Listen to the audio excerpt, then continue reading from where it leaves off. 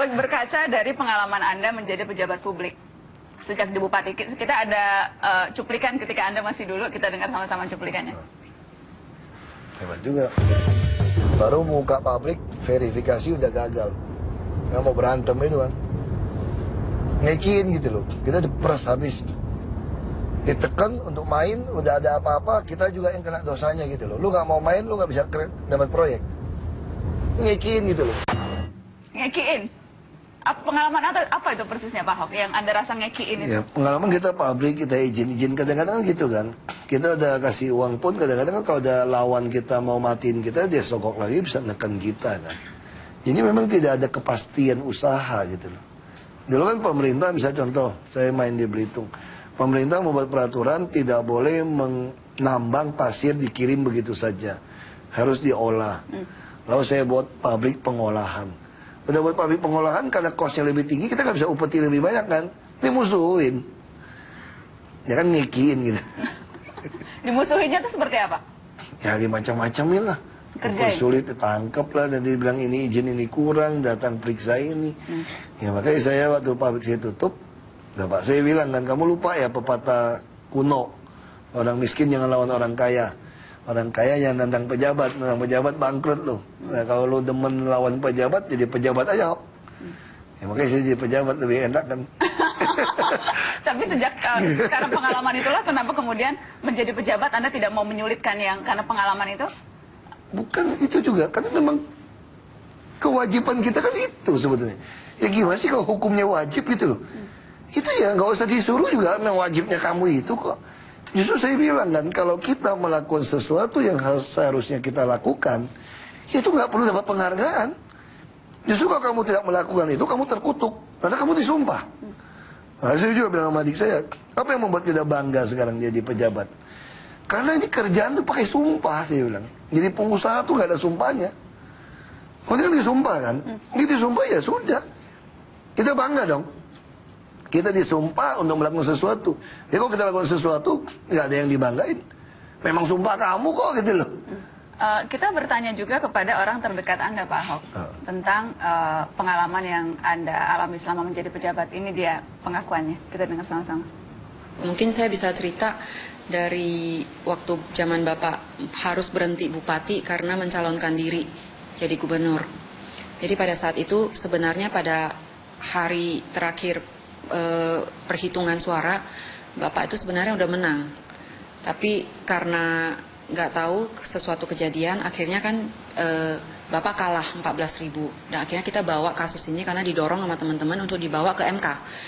Nah pada saat di MK, cerita akhirnya itu memang di satu sisi sampai terakhir itu kita tetap harus mengeluarkan duit.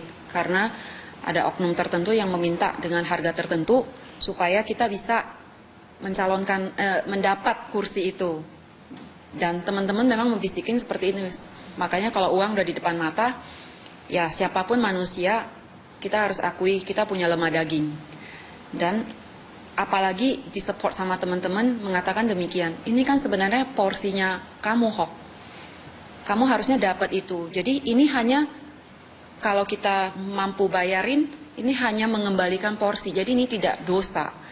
Jadi boleh dibilang itu dosa putih sebenarnya, dosa untuk mengembalikan ke tempat supaya rakyat bisa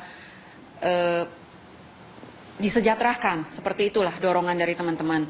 Akhirnya dari pergumulan itu kita tetap memilih untuk tidak sekalipun sebenarnya dibilang itu jatahnya kita. Pergumulan itu untuk memikirkan membayar karena toh ini memang hak, seberapa sulit ketika itu Pak Ahok? Iya tentu sulit ya, tapi saya ingat prinsip contoh negara. Saya suka baca cerita nabi-nabi gitu. Itu ada pernyataan Nabi Sulaiman yang sangat saya ingat. Dia bilang sebuah negara runtuh karena pejabatnya suka menyuap. Nah itu yang mengganggu saya. Saya sedang berkata kepada orang, pilih saya jadi pejabat untuk supaya negara ini berdiri tegak. Supaya ada keadilan sosial. Tapi satu pihak untuk mendapatkan ini, kenapa saya mesti menyuap gitu loh. Nah itu kan saya goyang kan. Nah terus terang di saya tidak cerita terlalu rinci. Nah waktu ditawarin 5 miliar, kan 2 minggu batas waktu kan. Ya saya masih bisa ingat itu. Terus kemudian Anda diminta bayar 5 miliar? Iya, tapi bayarnya setelah putusan gitu loh. Berarti kan meyakinkan kan seperti itu kan, tidak bayar dulu gitu. Kalau saya tidak mau, karena saya ingat kalimat, tapi terus turun ke 4 miliar. 4 miliar juga saya bilang nggak bisa, nggak mungkin nyuap gitu kan. Kemudian turun 3 miliar, tapi putusnya 32 katanya. Hakimnya kan 5 hakim. Saya nggak tahu buktinya ada, tidak, kita tidak punya bukti. Tapi ketika calonnya mengatakan tidak perlu bayar dulu, udah menang baru bayar, tapi harus buat, kan sesuatu kita nggak ngerti juga kan, apa betul atau tidak, tapi nggak ada bukti. Waktu 32, nah saya juga ada emosi kan. Karena saya dicurangin. Saya juga panas, apalagi ada jual primordialisme, rasisme ya, saya juga marah. Kenapa ini tidak kita bayar untuk, apalagi ada teman yang, saya bayarin deh. Kamu 3 miliar tuh, dia 3 miliar? Iya aja, 32. Pokoknya kalau ribut, Gus Dur juga dukung saya kan. Gus Dur bilang kalau rusuh pun Gus Dur kirim banser untuk bantu gitu kan. Nah, saya waktu itu sudah goyang sebetulnya. Karena emosi kan. Lalu saya tanya sama istri saya, karena saya masih punya bayi, anak saya bungsu baru 8 bulan. Ya, waktu istri saya lewat, saya tanya sama istri saya. Saya bilang, bayar nggak nih?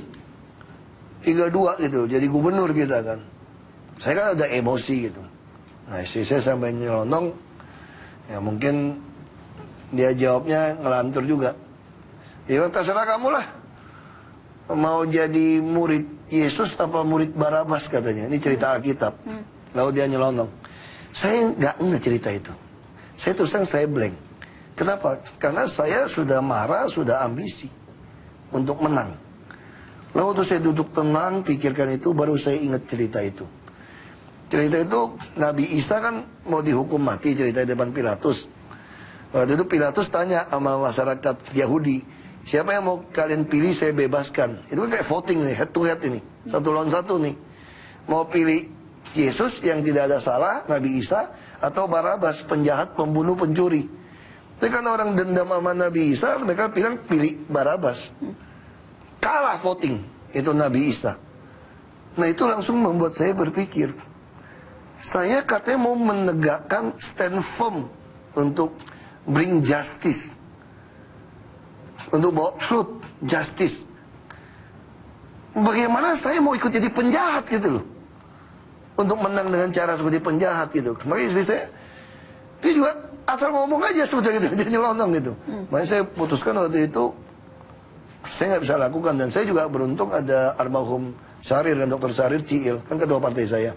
Sampai sana, Dr. Sarir bilang begini, Hok, kalau lu bayar, Ciilan gitu kayaknya, lu bukan Ahok lagi. Kita nih partai akal sehat, Hok. Kalau lu bayar, lu bukan Ahok lagi. Terus ingat itu, lebih baik kalah, terhormat. Anda kok jadi bicara mati terus, Pak Ahok? Saya jadi deg-degan. Apa memang betul ada ancaman real?